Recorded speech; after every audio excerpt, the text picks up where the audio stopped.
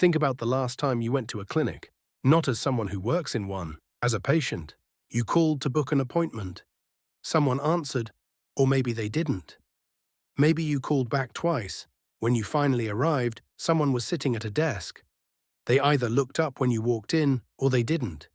They said your name, or they handed you a form and pointed at a chair. The doctor hadn't spoken to you yet. You hadn't described a single symptom. But something was already forming in your mind. A feeling about this place. Whether it was the kind of place that would take care of you. That feeling is what this video is about. There's a question I ask whenever I talk to people who run clinics. Doctors, owners, managers, administrators. Who is the most powerful person in your clinic? Most of them say the doctor. A few say the owner. Someone usually jokes and says the accountant. Almost nobody gives the right answer. And the right answer is sitting at the front desk. Now before you nod and move on, because most people nod here and stop thinking, stay with me. Because this isn't a story about receptionists being underappreciated. That's a LinkedIn post. You don't need a video for that. This is a story about a specific measurable gap in how Indian clinics are built. A gap that costs clinics patients every single month. Quietly, without anyone knowing. A few years ago, researchers began looking at a question that clinic owners find deeply uncomfortable. Why do patients not rebook? Not the ones who had a bad medical outcome. Not the ones who complained.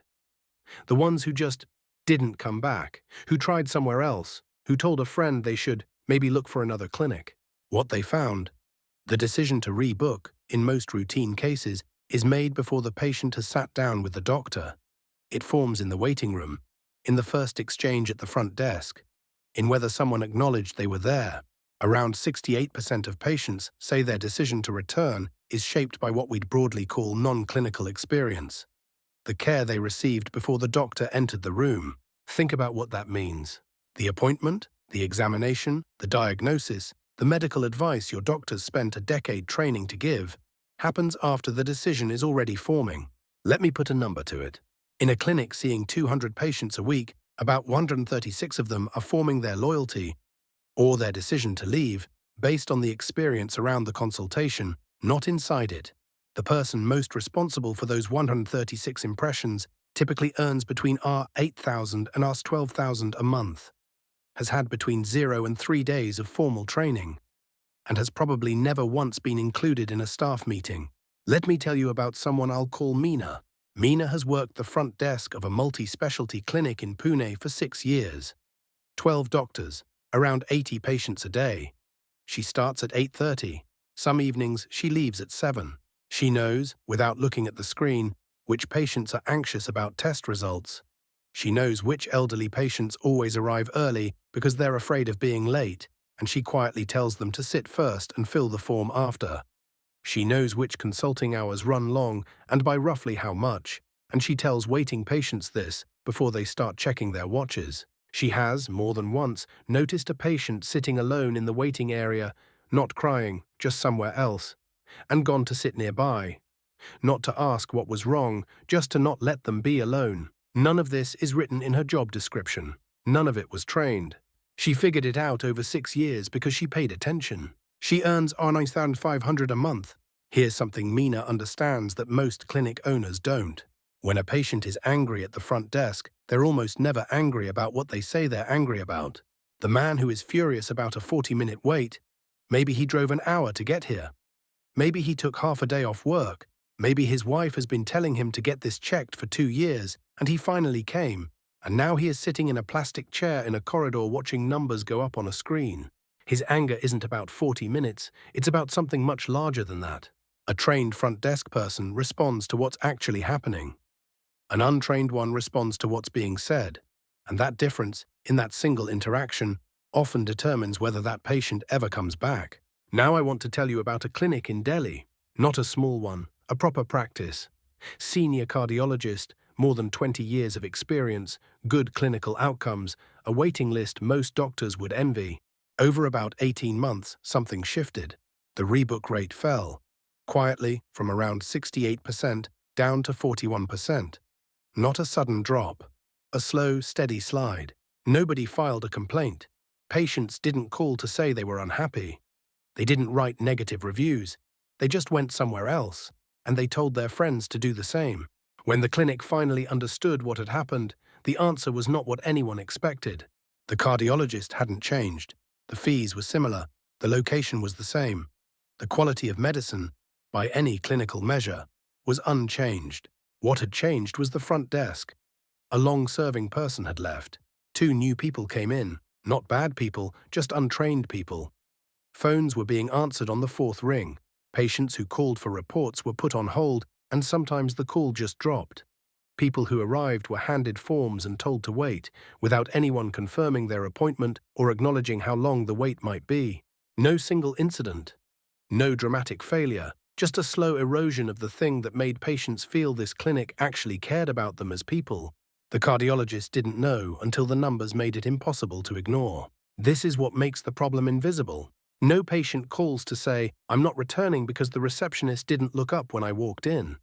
They don't write that in a review. They don't say it to anyone at the clinic. They just stop coming. And the clinic, if it's looking at any data at all, assumes it's something clinical. Or the competition opened nearby. Or the parking. Or the fees. It is almost never the parking. Consider how Indian clinics train their people. A doctor completes 5.5 years of MBBS, followed by 3 years of post-graduation, sometimes a fellowship after that. A nurse completes a 3-year degree program. Even support staff typically get in-service orientation. The front desk person gets a day, sometimes 2, watching someone else do the job.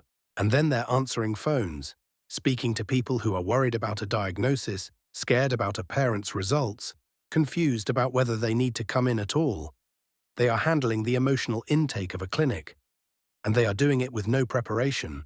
We have decided, without ever explicitly deciding it, that this role requires no training. That warmth is a personality trait.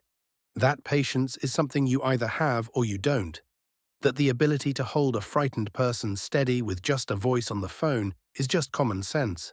None of that is true. Every one of those skills is learnable. Every single one can be taught. There is a clinic in Chennai I want to tell you about. 4 doctors. A modest space, around 600 square feet. Not a brand name. Not a premium location. Every person who joins their front desk goes through 2 weeks of structured onboarding. Not 2 weeks of watching someone, 2 weeks of deliberate preparation. How to answer the phone. What to say when the doctor is running 45 minutes late and the waiting room is full. How to speak to someone who has just received news they weren't expecting. How to end a call so the patient feels taken care of rather than dismissed. Every week, the clinic owner sits with the front desk team for 15 minutes. Not to talk about admin, to talk about patients, about moments that were difficult, about what they do differently, about what they noticed. That clinic's Google rating is 4.8. Their rebook rate is above 80%. They are not doing anything with medicine that the clinic 3 streets away isn't doing. What they are doing differently is this. They treat the front desk as a clinical function. Because in their understanding, the experience of care begins before the doctor is in the room. I want to say something plainly because I think it gets buried in conversations like this. In Indian clinics, the doctor is the reason a patient comes through the door the first time. The person at the front desk is the reason they come back. Those are 2 completely different jobs requiring 2 completely different skills. One is built on years of medical training. The other is built on the ability to read a room, hold a difficult conversation, and make a scared person feel like someone is paying attention to them. We invest enormously in the first. We invest almost nothing in the second.